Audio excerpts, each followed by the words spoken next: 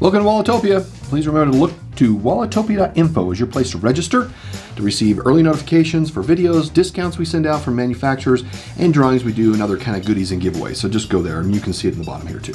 So today we are going to do a comparison between the Ridge and Aviator band wallets. There are some differences, but people are wanting to know what they are. So let's get into it. All right, we have the Ridge and the Aviator. They're both band wallets, and so let's unbox them here. All right, so instructions here from Aviator. I'll put the full reviews for these up top as well.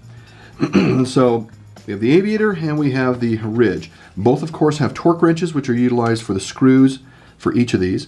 And something you'd expect every vendor to provide. If they don't, then I would be concerned about that. So let's go through a feature review of each of these. Let's compare them a bit. All right, for a feature review, we know that they both handle cards. They do that very well. There are some differences in actually how you put cards in, how you get them out, and so forth. So let's look at the comparison. So feature-wise from the Ridge is a top-down card entry. The Aviator is a side entry wallet or card entry here on the side. And by way of extraction, you know that the Ridge has this thumb push down here at the bottom. The Aviator uses a quick thumb push from the top in to push cards out that way.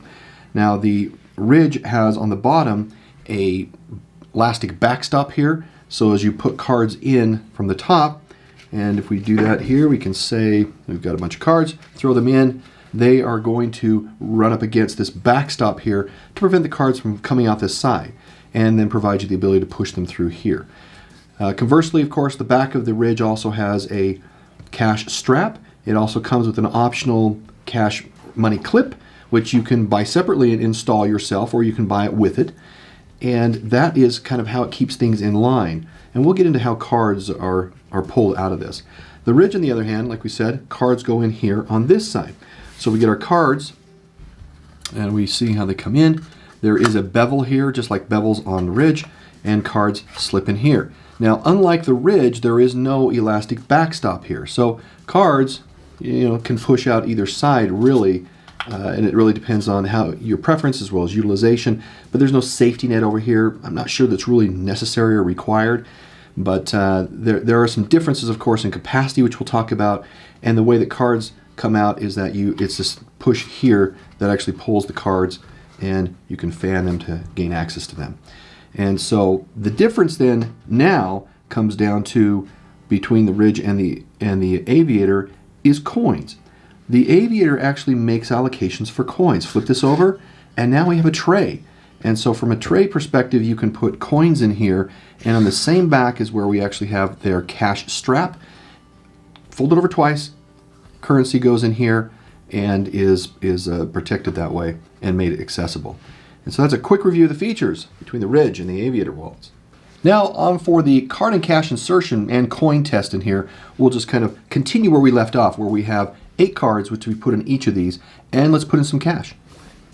So for cash here we have 5 pieces of currency. Again, you have to fold it over twice. In the Aviator it has a horizontal strap that comes down over and stores it. I'm thinking this is a little easier by way of access. If we look at the Ridge, again, fold over twice. You have to put it in lengthwise here and kind of move it in, which is a little more effort. Now, one thing to note is that both of them have mechanisms to make sure that there's good grippiness on the currency. You can see these little gripper nodules that are in here on the back of the strap on the Ridge is what helps hold cash in place so it just doesn't inadvertently move back and forth and fall out. Same thing with the Aviator, though. They don't have grips, but they actually have on the bottom underneath this strap on the plate itself a kind of felt bottom here, and this actually helps grab the currency that is placed under here to make sure that it's going nowhere once it's in there and doesn't actually fall out. Now, one thing that the Aviator does have that the Ridge doesn't is this coin tray. So we'll put some coins in here. We've got some 50-cent pieces, flashback to a different time, and it slides right in here. And that is how we get the card and cash.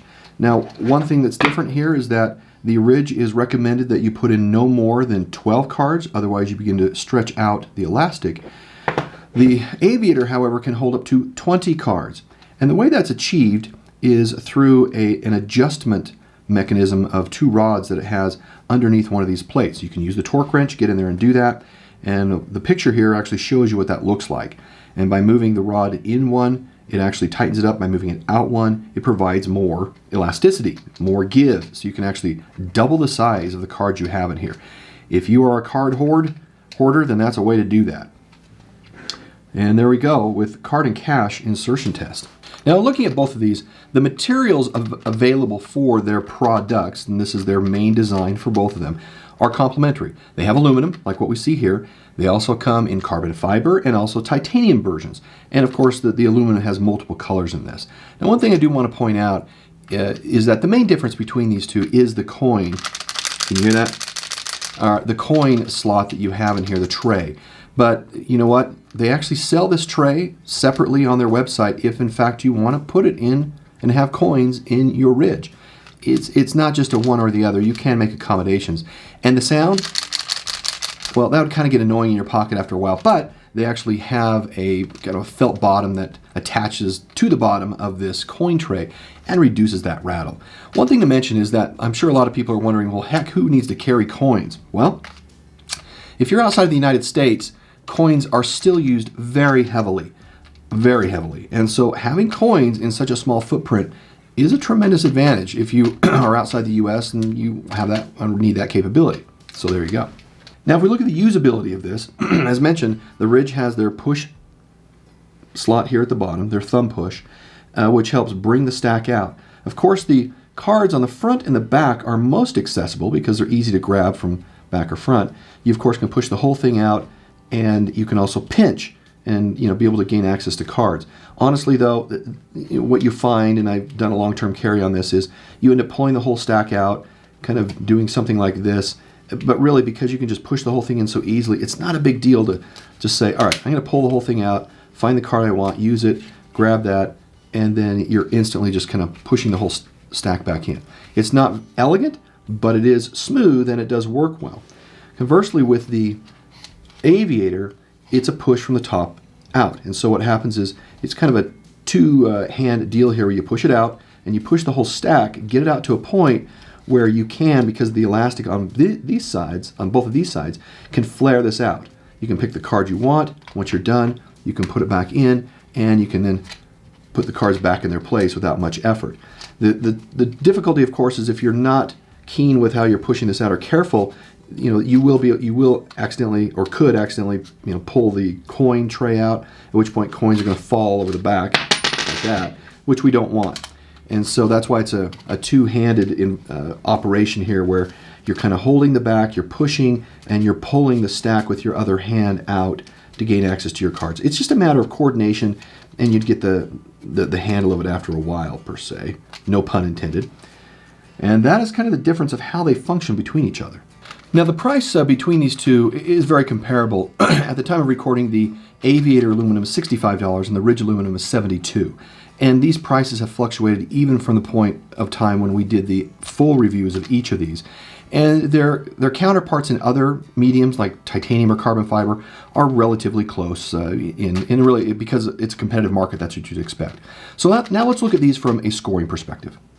You can tell when the original reviews were done, and these are the scores from the original reviews, that they were done fairly close. From a quality perspective, they both scored the same. Price, very close. Features, this is where the Aviator stands out because it has a coin tray in it. And it is designed where card extraction is a little more elegant, it's not as clumsy, and so it wins in that category. Same with usability. Again, being able to pull cards out, fan them, pull them, put them back in. And the accessibility of the coin tray is well done, and the adjustability for capacity really helps it win there. Perception-wise, Ridge has been around and pushing and advertising and making their product aware in the market more, and that's where I think that it scores well. And so you can see the final scores there, 35 for Ridge, 37 for Aviator. They're very close in how they compete, and honestly, it comes down to the features that you like. So there you go. Depending on what your requirements are, I don't think either wallet is a bad choice, and it depends on what your intent is, how you use them, what bothers you, what doesn't. That's all it comes down to, like with most wallets. But hopefully this comparison gave you a good idea of the differences between them and how they operate, and of course the rattling that goes on here, which you can solve. So anyway, if you have any questions, put it down in the comments. We appreciate you spending the time. Thanks, bye.